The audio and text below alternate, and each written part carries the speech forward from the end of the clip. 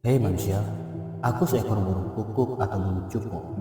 Mungkin kalian akan menganggapku berbeda. Aku tidak membesarkan anak-anakku sendiri, bahkan tak membuat sarang. Sebaliknya, aku menitipkan telurku di sarang burung lain, berharap mereka merawatnya sebagai anak mereka. Begitu anakku menetas, ia akan bersaing dengan anak burung lain, bahkan mungkin mendorong mereka keluar dari bertahan hidup. Banyak yang mungkin menganggap cara ini kejam atau egois, tapi itulah caraku untuk memastikan anakku bisa hidup. Di alam, kami melakukan apa yang perlu dilakukan untuk bertahan. Bukan soal baik atau buruk, hanya soal bertahan hidup dengan caraku sendiri. Bukankah di dunia kalian ada juga yang bertahan dengan cara yang tak selalu dipahami oleh orang lain?